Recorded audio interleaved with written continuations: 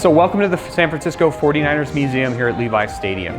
You get to see our Hall of Fame with larger than life-size busts of famous players, former owners, their actual faces. It's really fun. You get to see amazing things like the square of turf where the catch happened between Dwight Clark and Joe Montana. You get to see a football for every touchdown that Jerry Rice caught as a San Francisco 49er and the Super Bowl trophies and rings from all 5 championships. Lots to see, lots to learn. Welcome.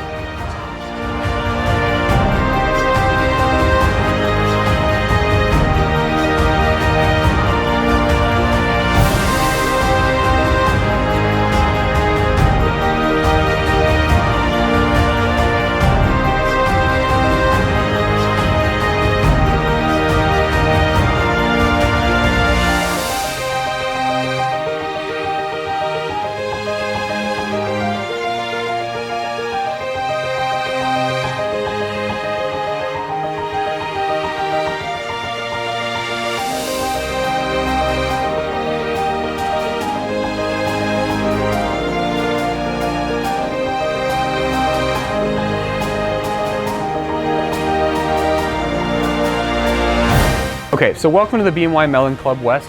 This is one of 2 BMY clubs on the field level that 49ers fans can visit pre-game, during the game, enjoy food, drink, and really just get into the spirit of football here at Levi Stadium.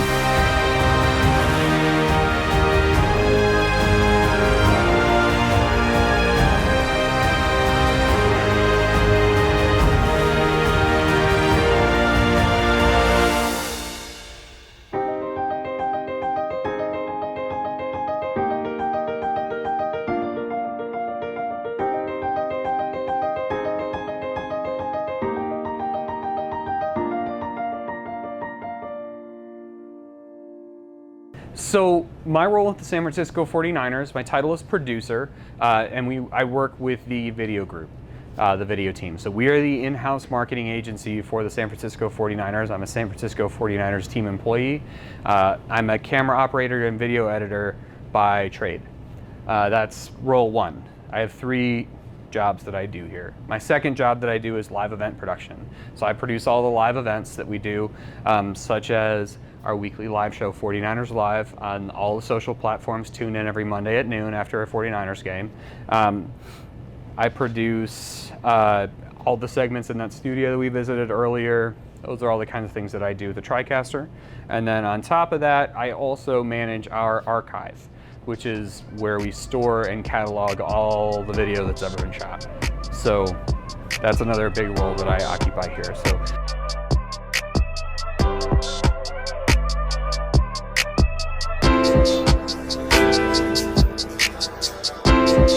If there's one tip, it would be to continually just be a learner, right? Let's just be looking for ways to immerse yourself in all of these different experiences. AJ talked about it a little bit briefly, but there's ways where you're not getting paid and you're shadowing, but you're still learning. So sometimes it's getting your foot in the door, it's having those connections with people via LinkedIn, but it's also a matter of taking those opportunities and running with them.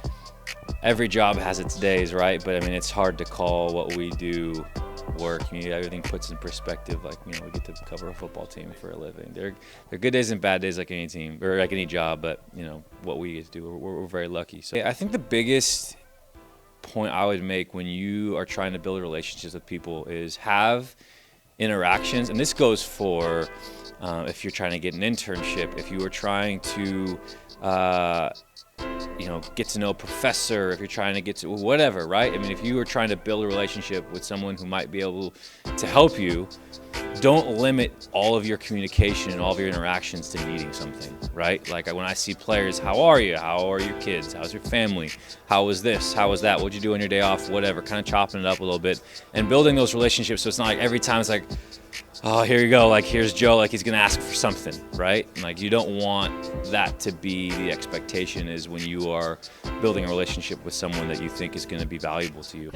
So you said part of when hiring someone, you look for attire, the resume, and then the background. What do they know about the company? But why is attire so important in the decision making on should someone get the job? So everything comes down to preparation. So if you're the kind of person that comes prepared for your interview, then that means that I can trust you to come prepared to work.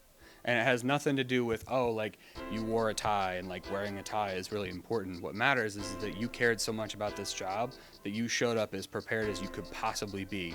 Like this job was everything that you want. And that doesn't mean that like I have to believe like, hey, if this is an entry level role, it's an entry level role. We're not going to try to lie to each other about what something is. Like, hey, look, like if we're hiring a producer, we're hiring an executive producer, if we're hiring an intern, like we're hiring somebody for that role, but you also have to just make sure you do everything you can in your power to make sure they know that you were prepared and that you want to be here. Because if we can't trust you to show up for the interview, then how can we trust you to show up every day to work for us? So I didn't get my degree in broadcast journalism, so I already felt like I was a step back from everybody else. So that's when, I'll use the term, I had to grind. I had to study what is it like to be a reporter, what is it like to be a journalist. I started picking up internships and I worked for free for years. Like when I say years, like years, I worked for free, but that's because this is what I was passionate about. I built a reel. I began to just constantly find little gigs here and there, whatever I could show on tape, like, okay, this is what I want to do. I'm good at this. How can I get it out there in the right hands? From there, it just kind of built into another opportunity, I worked for a small station in Southern California. That's where I'm from. Worked there, continuously just put stuff on my reel. Eventually, I saw an opening for an internship with the Kansas City Chiefs on teamwork.com. I sent them my stuff, just like, all right, let's just throw it out there and see what happens. They ended up calling me about 2 months later. So that's where patience comes into play. You know, you want to hear something right away, but it took some time, but eventually I heard something. Being from LA, packing up, and just the idea of moving to another state halfway across the country, that's just kind of like, all right, wait, slow down. But, you know, I was so passionate about what I wanted to do. I was like, I'm going to take this risk. So I moved LA to Kansas City. I did not get paid, like not a dime. So I spent money. I didn't make money. But it gave me the experience that I needed to move along in my career and eventually make it to where I am now.